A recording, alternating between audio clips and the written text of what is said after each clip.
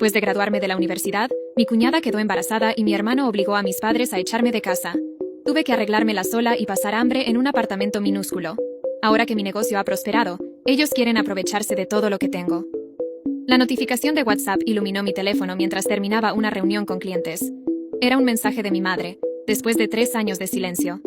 Mi corazón se detuvo por un momento mientras leía. Hija, necesitamos hablar sobre la casa. Es urgente. La casa. Esa pequeña propiedad de apenas 70 metros cuadrados, que se había convertido en el centro de toda esta pesadilla. Mientras miraba el mensaje, los recuerdos de aquel día volvieron a mí como una avalancha, tan vívidos que casi podía oler el pastel de graduación que mi madre había preparado. Era julio de 2021, el día de mi graduación en Administración de Empresas. La ceremonia había sido hermosa, y aunque éramos una familia humilde, mis padres habían organizado una pequeña celebración en casa. Mamá había decorado la sala con globos plateados y un cartel que decía, «Felicidades». Ana, mi padre, había usado sus ahorros para comprar una botella de vino espumante, algo que solo hacía en ocasiones muy especiales. «Esta es mi inversión más valiosa», había dicho mi padre durante el brindis, sus ojos brillando con orgullo mientras sostenía mi título. Mi hija, la primera profesional de la familia. Todo parecía perfecto hasta que mi hermano Miguel y su esposa Carolina llegaron. Siempre llegaban tarde a todo, pero esta vez su tardanza parecía calculada. Recuerdo exactamente cómo Carolina entró, con esa sonrisa que ahora sé que era falsa, acariciando su vientre de manera teatral. Llevaba un vestido ajustado que resaltaba su figura, y noté cómo inmediatamente todas las miradas se dirigieron a ella. «Tenemos un anuncio importante», exclamó Miguel, interrumpiendo la conversación que tenía con mis tíos sobre mis planes de abrir una consultora. «Carolina y yo...» «Estoy embarazada», anunció ella en medio de la sala, robándome completamente el momento. La reacción fue inmediata. Mi madre soltó un grito de alegría y corrió a abrazarla. Mi padre, quien momentos antes presumía mi título, ahora palmaba la espalda de Miguel con orgullo renovado. Mis tíos y primos se arremolinaron alrededor de la feliz pareja, mientras yo me quedaba de pie, sosteniendo mi título, convertida en una espectadora en mi propia celebración.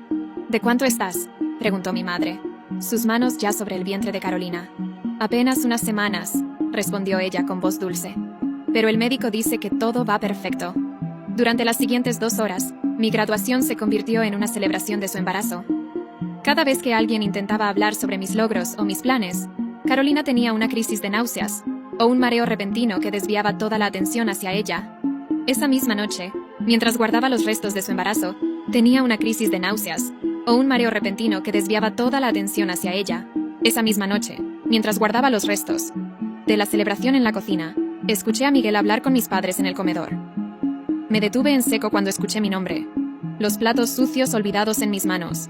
«Mamá, papá, tenemos que pensar en el futuro», comenzó Miguel con ese tono que usaba cuando quería conseguir algo. «Carolina está embarazada, y necesitamos un lugar estable para criar al bebé. Esta casa es muy pequeña para todos nosotros». «Pero hijo, aquí hemos vivido siempre», respondió mi padre. «Ana ya terminó la universidad. Puede buscar su propio camino. Puede conseguir un buen trabajo. Nosotros necesitamos establecernos. Pensar en el bebé». Me quedé helada. La casa donde vivíamos, aunque pequeña, era todo lo que teníamos. Mis padres habían pagado la hipoteca durante 20 años, comiendo arroz y frijoles muchas veces para no faltar a un pago. Siempre había sido el plan que fuera la herencia para ambos, Miguel y yo. «¿Pero Miguel? ¿Dónde irá tu hermana?», la voz de mi madre sonaba preocupada, pero ya detectaba en ella esa duda, esa manipulación que Miguel sabía ejercer también. «Mamá, ella tiene su título universitario. Yo tengo que pensar en mi hijo. ¿No quieren conocer a su nieto? Carolina necesita un ambiente tranquilo durante el embarazo. Dijo que es un embarazo de riesgo». Las palabras de Miguel eran como puñales, cada una cuidadosamente elegida para manipular a nuestros padres.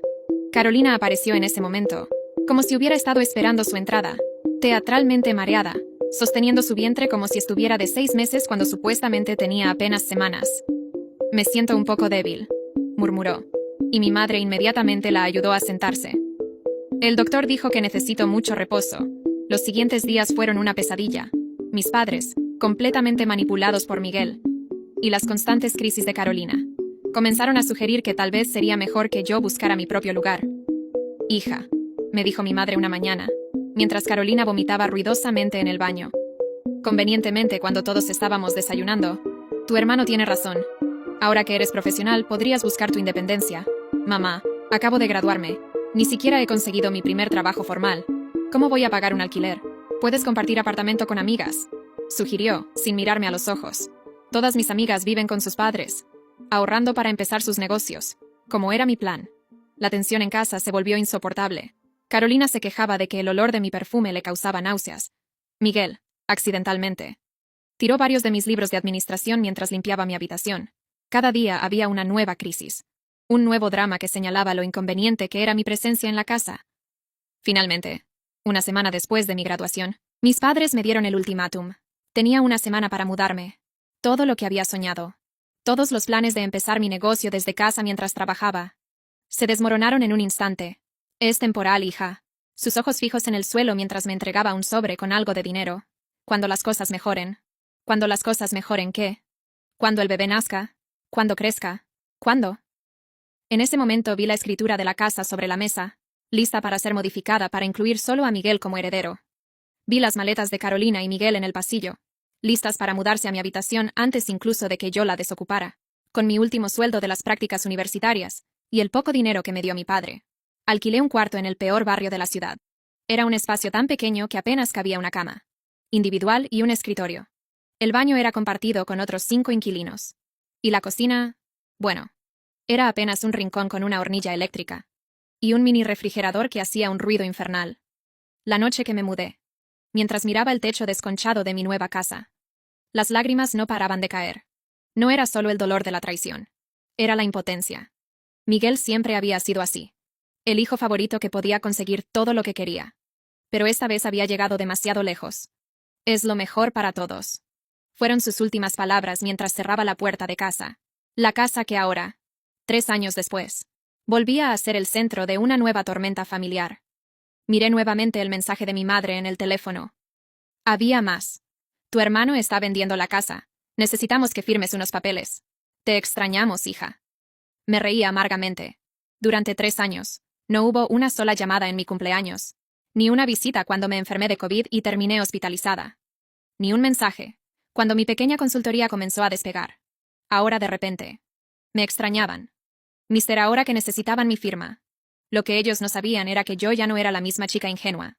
Que echaron de casa. La vida me había enseñado mucho en estos 3 años, y tenía más cartas bajo la manga de las que imaginaban. Mientras recordaba todo esto, otro mensaje de mi madre llegó. Hija. ¿Estás ahí? Tu hermano dice que es urgente. Claro que era urgente. Lo que ellos no sabían era que yo había estado investigando. Y lo que había descubierto sobre el supuesto embarazo de Carolina. Iba a cambiar todo. Apagué el teléfono. Y me quedé mirando por la ventana de mi oficina. La vista del centro comercial frente a mi consultora. Me recordó mis primeros días después de la expulsión. Cuando venía aquí a usar el guión. El Wi-Fi gratis. Qué diferente era todo ahora. Los primeros meses después de que me echaran. Fueron un infierno. El cuarto que había alquilado estaba en un edificio viejo, con problemas de humedad tan graves, que mis pocas prendas de ropa profesional se llenaron de moho. El olor era insoportable. Pero no tenía dinero para comprar ropa nueva. Cada mañana era una lucha. Me levantaba a las 5 de la mañana, para poder usar el baño compartido, antes que los otros inquilinos. El agua caliente era un lujo que solo teníamos los domingos, así que me bañaba con agua caliente. Ahora puedes ver la segunda parte presionando compartir y más.